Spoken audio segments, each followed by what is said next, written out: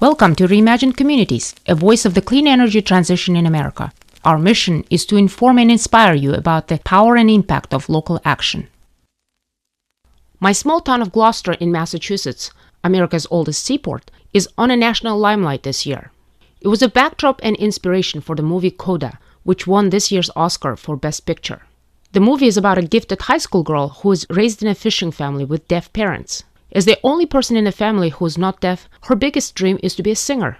The film is a poignant social commentary on acceptance, love, and family. But it is also more than that. The movie captures the existential struggle of fishermen in my town. You hardly miss the tension between fishermen and government regulations in the film. A fictional plot is set in a realistic life. Because fishing has been in decline in Gloucester due to climate change, overfishing, stringent regulations, and loss of popularity of fishing, the town is undergoing a slow gentrification, much to our chagrin. But fishermen in Gloucester continue to fight for their livelihood and their way of life, something that goes back to the early settlers in the 1600s. The town's identity has been shaped by fishing, and it will remain so no matter how Gloucester changes in coming years. Gloucester fishermen's big new challenge is offshore wind.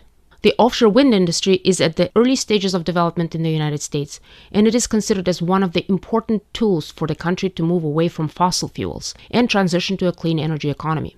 But fishermen across the eastern seaboard from Maine to Delaware have expressed stiff resistance to the wind industry because they believe it will kill the fishing industry. Gloucester fishers say they are fighting for fishing grounds as wind farms are expected to crop up all along the Gulf of Maine.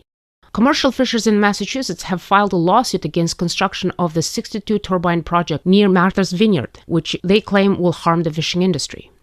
The fishing industry may have no choice but to adapt to the wind industry and find ways to work with it as much as it refuses to do it right now. And there might be ways the two could find a common ground. The question is, what common ground could there be, and whether the fishing industry is willing to compromise? My guest today is Bob Myers, a Gloucester-based clean energy expert. A retired software engineer, Bob came to Gloucester after working for IBM in Ireland for many years. In recent years, he has been researching a win-win solution for the local fishermen and the wind industry.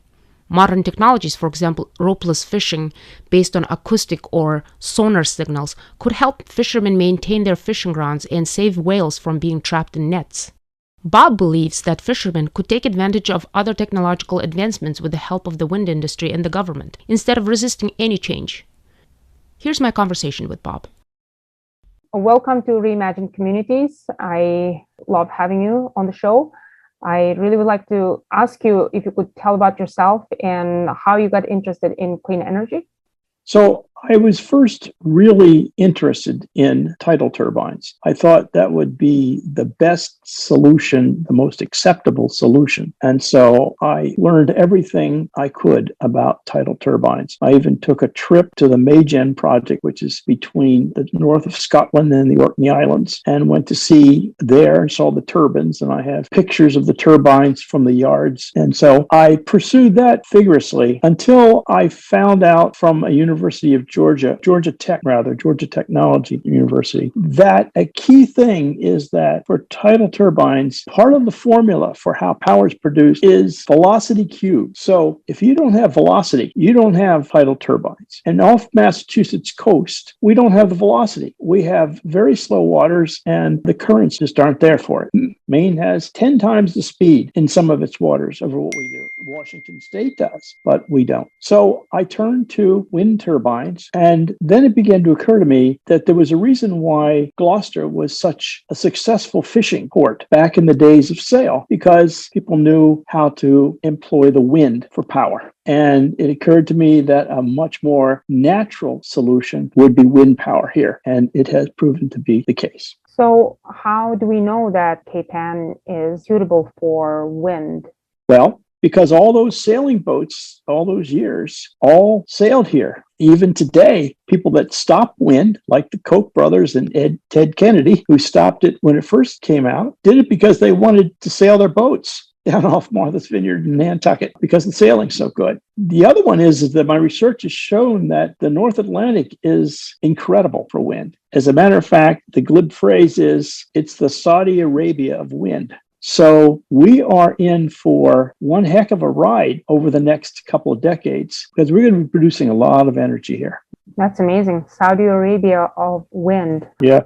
But the issue here, of course, is as residents of Gloucester, we both know that the fishing community here in Gloucester doesn't really like the offshore wind industry. And fishermen think that once the offshore wind turbines are built, their freedom to fish will be limited, and they will eventually kill their jobs and decimate the fishing communities along the Northeast. It's kind of the narrative that I hear over and over. And they also complain that they're not included in the decision-making process on the development of the offshore wind. And you have an interesting idea that you believe would be a win-win for both the fishing and offshore wind industry. So could you tell me a little bit about your idea? Yeah, there's a convergence of problems here that I took all those problems, and when I combined them, I came up with a solution that would not have come up without the problems. The Gulf of Maine is warming up faster than third standard deviation, 99.97% of the world's oceans. It's warming up faster. So the fish are very, very influenced by the temperature of the waters. So there's a problem here, and fishing is becoming more and more challenging, and it's going to move up. The lobsters are going to move up, and they're going to keep moving north because the waters are getting to be too warm.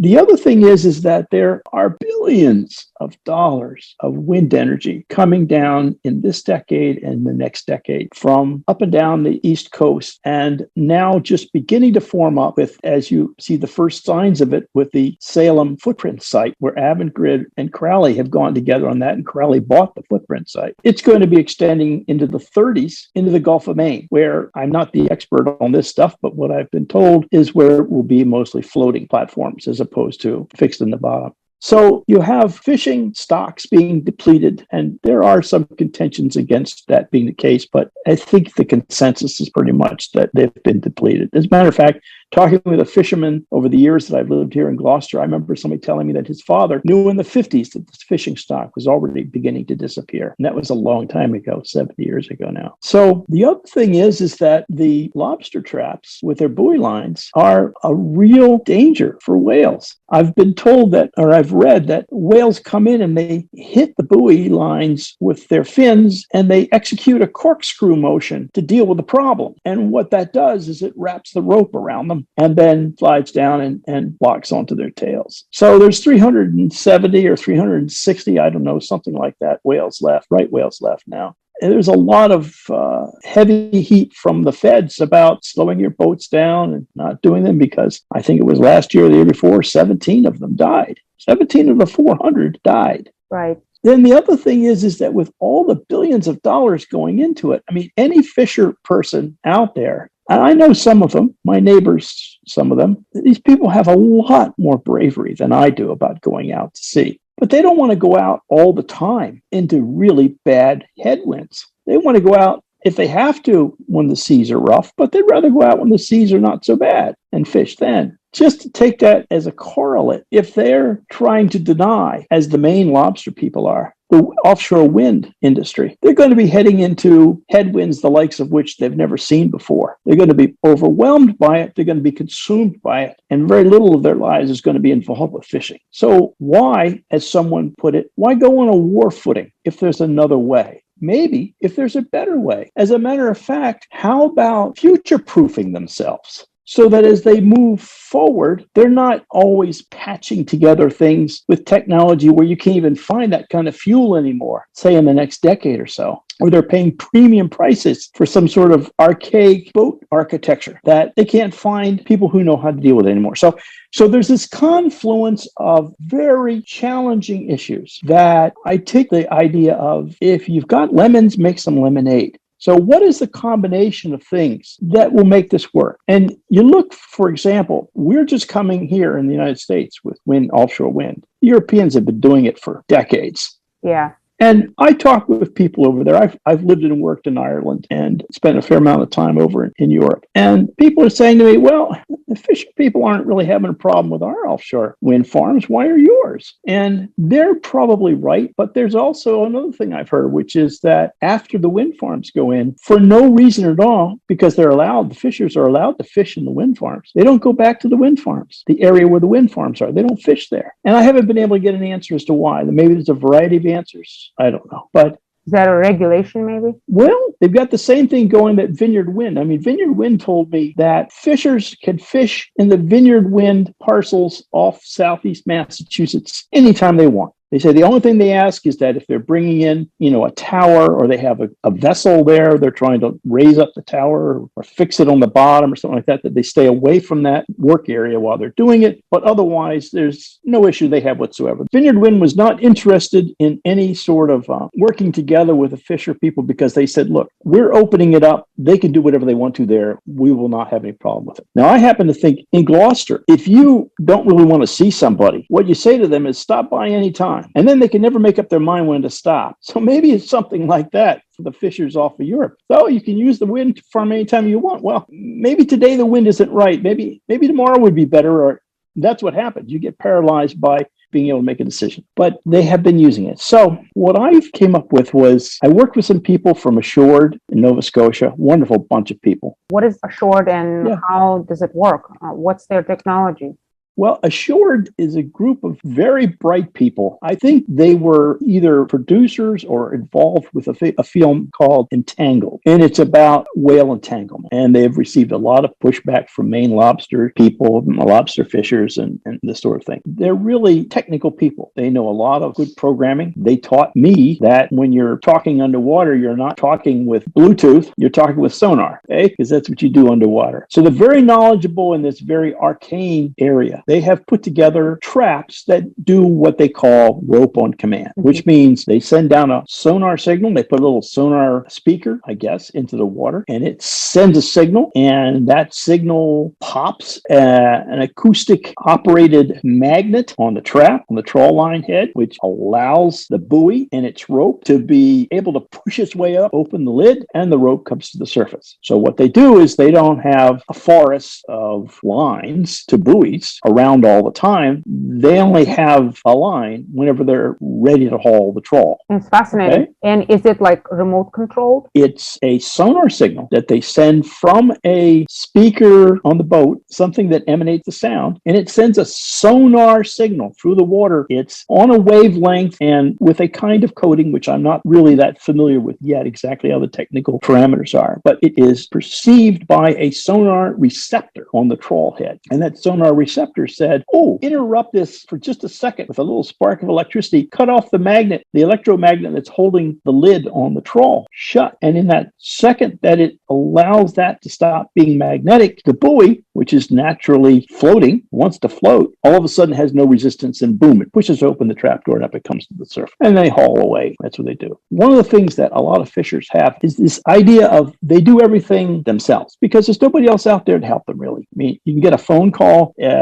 cell phone, if you're in trouble, maybe somebody will come to you, or over the AIS network or whatever it is, the way they ship to ship and ship to shore type stuff. But they take care of everything themselves. And so the first thought is, how the heck am I going to pay for something like this? Yeah, that would be the number one concern for our fishermen, I think. It's an absolutely valid concern. So there has to be a source. Well, first thing I do is, what's that guy said, why do you rob banks? He says, that's because it's where they keep the money. So here we have offshore wind farms that are going to be generating billions with a B of dollars worth of electricity all up and down the sea coast over this decade and the next decade. It's going to be generating tremendous amounts of wealth and energy with that wealth. So that's where the money is. And besides, look at this. They're putting down their wind farms in places where the fishers used to, at least occasionally, go and fish. So, hey, let's have a little payment. So there's been some payments. You've got $1 billion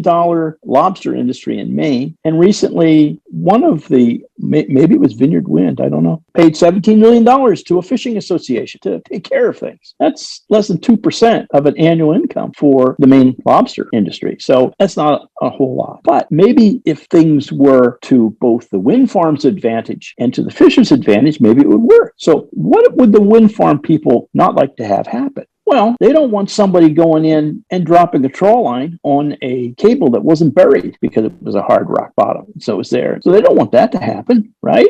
They don't want traps to get washed in a storm and wrap around their towers. Even worse, when it comes to a floating tower, they've got these little spidery webs that go out from the bottom to these little anchors on the floor, say, see 4 anchors on the floor. So they got these cables out. Well, can you imagine with traps rolling along the ocean floor as they do, wrapping around that stuff? It seemed to me that there were a couple things that needed to be done. One is that there need to be a license, a legal license, just like my driver's license, that says if a person fished using a certain technique, one that would minimize damage to the wind farm components and give them precise location where their traps and trawl lines are, that sort of thing. So that they would say, look, when I go there, I don't just have a, hey, stop by our wind farm and fish anytime. We're all buddies out here type of permit. I'd have an actual license that says I can drive, I can fish out here because I have been certified and I use the equipment that's necessary. And besides, it's the equipment that you and the wind farm have at least 50% bought for me. So it's what you approve.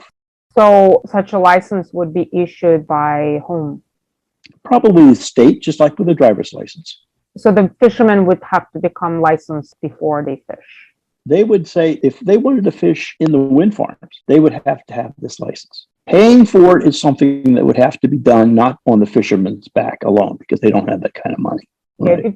If you talk to them, it all comes down to cost. So one of the, there are two things that you hear is one is that they're going to be hushed and basically paid off so they don't fish. That's what's happening. Yeah.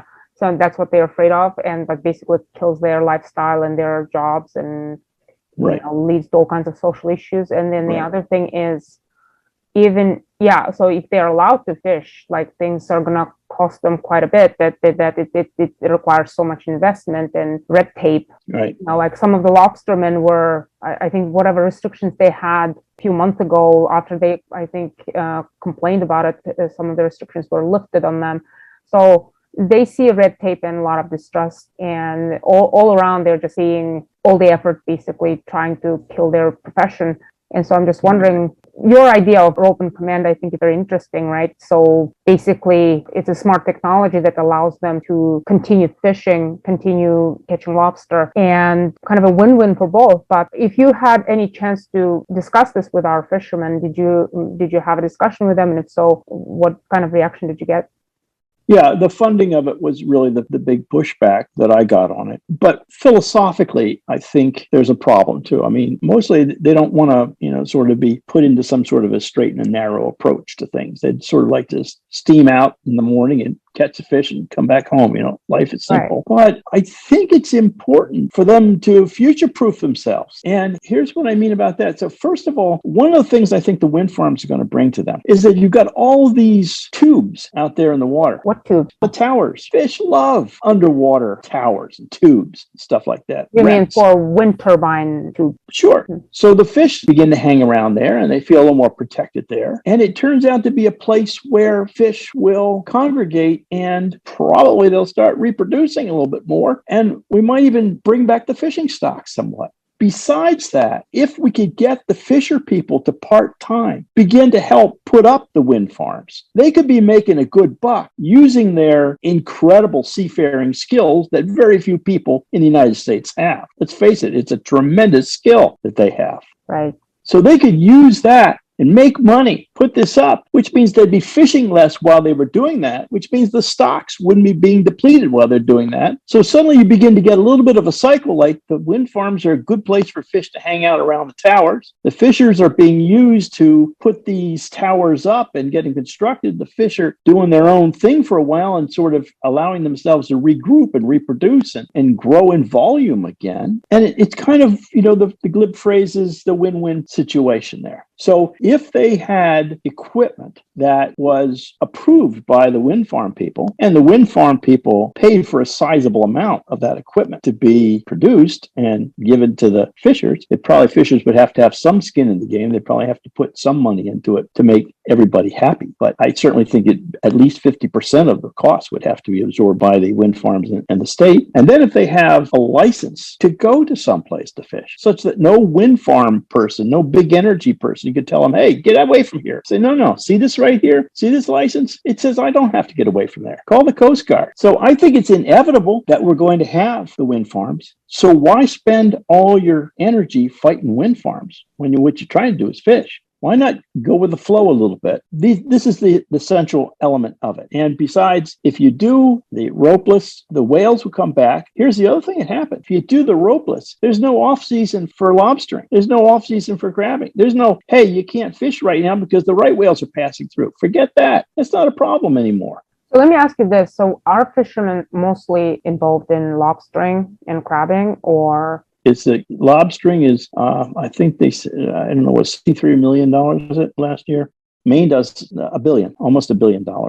Imagine that, almost $1 billion in lobstering. And Massachusetts is pretty far behind them, but still, and Gloucester's the number one port, I think, in Massachusetts for lobstering. Have you spoken to our fishermen about the rope and command technology, and what kind of reaction did you have? I spoke to someone who I knew whose neighbor was an active lobster fisher, and he said, I'll talk to him about it. He came back to me a couple of days later. He said, forget it, Bob. He said, they now have breakaway. It means that if a whale gets entangled in it, it snaps a loop or snaps a link. It's a weak link between the buoy and the lobster trap on the seafloor. And so it snaps away and away it goes. I don't know much about the technology, but if a whale approaches this, goes into a corkscrew motion to avoid its fins being hit, the rope and the buoy break away from the lobster trap, but the rope wraps around in a spiral fashion around the whale as it does this spiral move into it. Who's to say the whales aren't going to continue to get tangled up in ropes? They're just not going to have trawls on the end of them. I don't know how well that's going to work. So that was one thing that came back, is the person said, forget about, rope and command. We've got breakaway links. Got it. Right?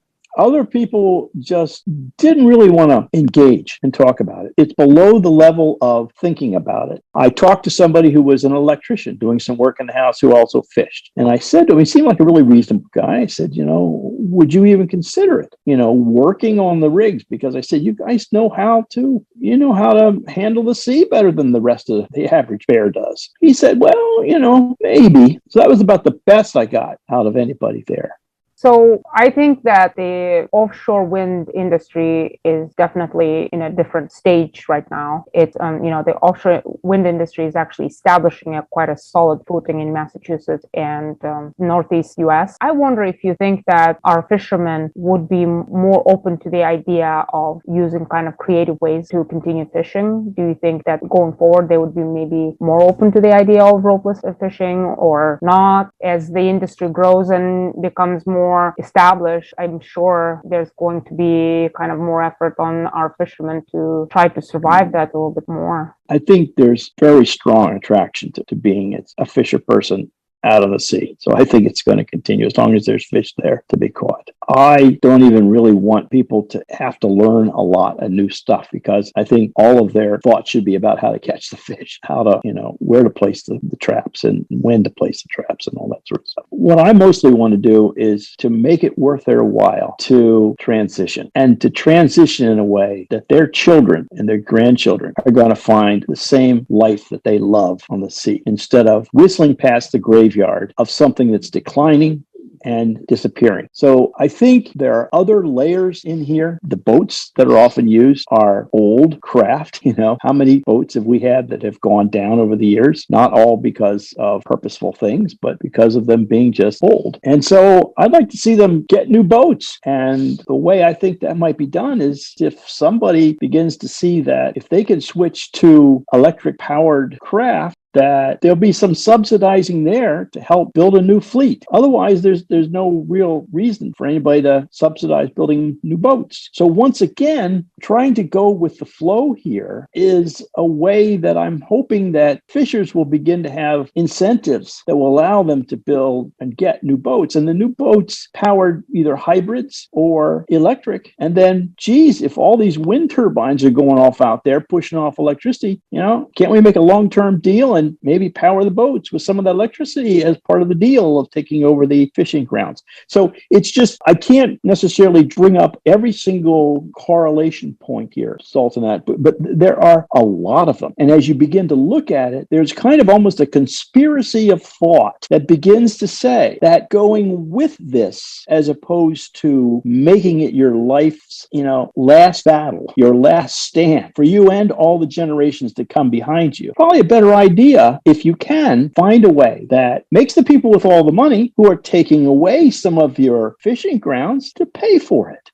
Yeah, and I think offshore wind industry can definitely help in that. But I'm just wondering, absolutely. Yeah, one of the issues that I see and in my conversations with some of the fishermen is that they're just not very well informed about these. I think their first idea, and that's what they cling on to, is that, oh yeah, the fishing grounds are going to go away. The competitor, which is the offshore wind industry, is going to take that away. That's going to kill my craft and my livelihood and my community. So I'm just not even going to even compromise on that. But I don't think that they have even thought beyond that to think of integrating technologies that would help them in anything from the ropeless fishing and lobstering to electrifying their boats. I think they literally right now worry about running their boats that are super old and just continue doing it. So I think they don't really connect the two, and definitely they don't hope for any help. So I'm just wondering, like, how could the offshore wind industry approach them, or could there be somebody who could step in and educate them? I think literally they're just lacking education and knowledge, and they just know there's a barrier that wasn't there before, and they don't want to address it. Yes, and I think you've laid it out pretty well. And quite frankly, I'm in total empathy with their attitude about this, because it takes a lot of energy to transition yourself to something new, and you may not be that interested in learning vagaries of a new technology, because you've got a lot of fishing to do, and you're going to have everything you do to bring yourself out there and back someday, right? The thing is that what's going to happen is it's going to overtake, events are going to overtake them, and they will decline as a self-fulfilling prophecy if they don't, sorry to use this phrase again, but I think it's a really good one, if they don't future-proof themselves. Right. And it doesn't mean that because they're future-proofing, because they're changing, that they're not going to be able to fish anymore. It means just the opposite. So long as they don't have to pay for all this, and so long as there is a training ability that's worth it to them. And any fisher is going to be promoting something that's going to cause the fish stock and the lobster stock to increase. And if we're continuing to support fossil fuel burning along the coast, 70% of the world's population live within 7 miles of the ocean. Okay, as long as we're burning the fossil fuel and the rain is coming and raining it down into the Gulf of Maine and super carbonizing the ocean, heating it up, making it blacker all the time, getting hotter and hotter, they're going to lose. And we're not going to have the seafood. For those of us that still eat seafood, we're not going to have the seafood anymore that we've had here for centuries. Yeah, so, I totally empathize as well. But I think that gap should be filled somehow, that the knowledge gap has to be somehow filled by somebody to have them come in and be open to the idea of working with the offshore wind industry about these technologies and making sure that the offshore wind industry takes care of them in the best way they can. They support them. I think that there's a lot of disconnect. I think there's some of that has to do with the actual resistance of the fishing industry. That's my sense of it. That's not to say that they don't have a point, but I think there's a lot of resistance to any kind of change. I hope I'm wrong, and I don't want to offend anybody. Yeah, that is true. And as a matter of fact, the best solution that I would come up with would be to pilot project, outfit half a dozen fishers and get them into a thing where part of the year when they're fishing, and the part of the year when they're not fishing, they're working on putting up the wind towers and the wind farms and servicing the wind farms. The problem is that the people that are on a war footing are calling them out as traitors when they start to do things like that.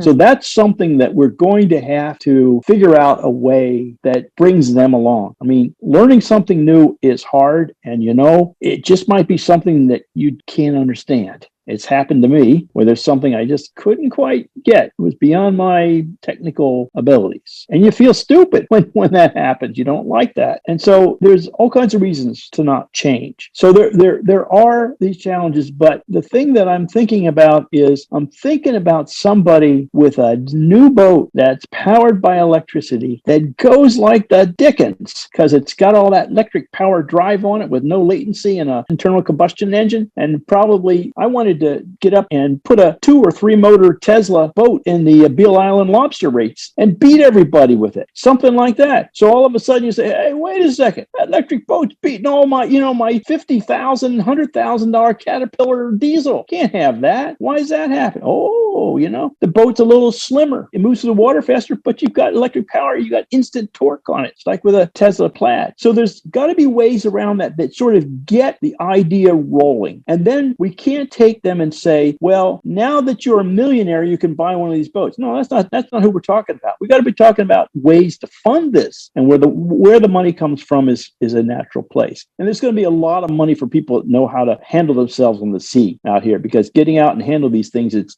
the North Atlantic, and it's a bear, as I've been told. I've never been out there, but I go, half a mile offshore. It's going to need some people with real skills, specific skills for this part of the world. Right.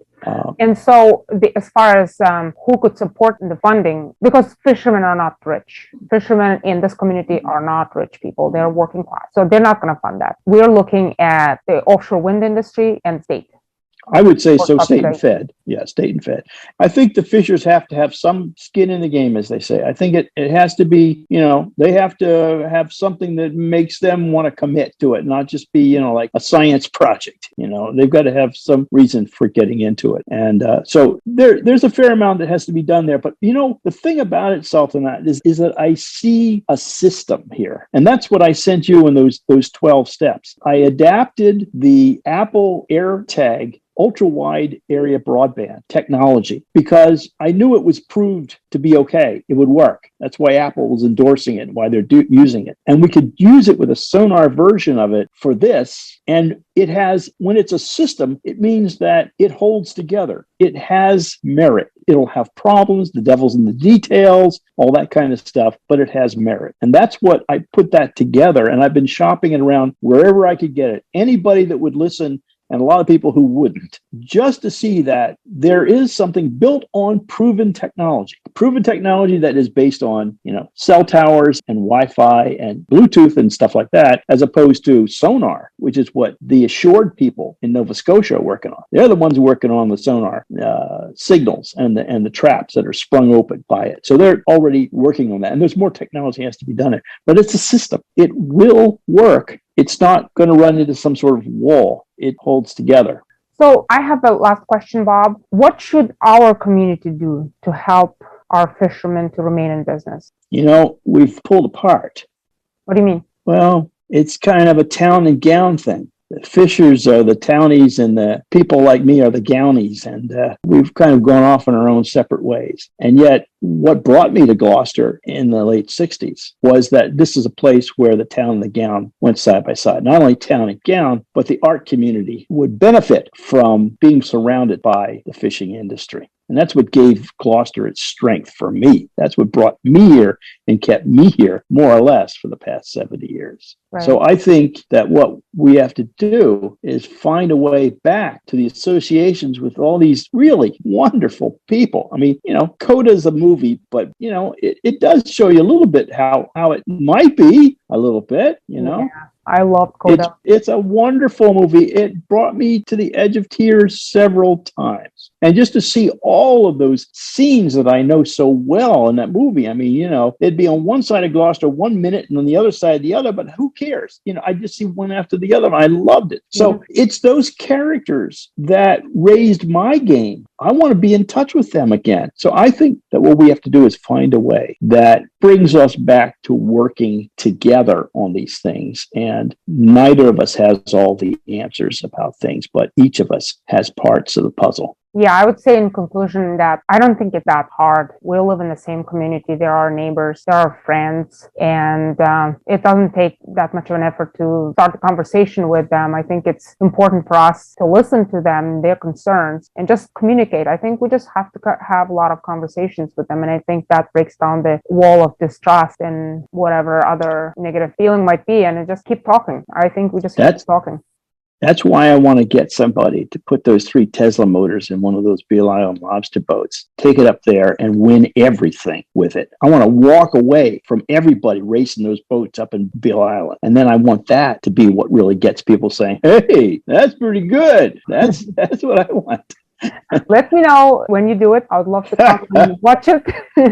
All right, you got it. Let me know how I can help in your effort to reach out to our wonderful fishing community. And so good to talk to you, Bob. Thank you so much for joining, and we'll be in touch. I think this is going to be a work in progress, and I hope you keep talking to more fishermen, and let me know how it goes. And maybe a few months from now, there will be more people willing to consider the idea of ropeless fishing and AIS technology that you talked about. I'm excited to stay in touch. Sounds great. Thank you very much.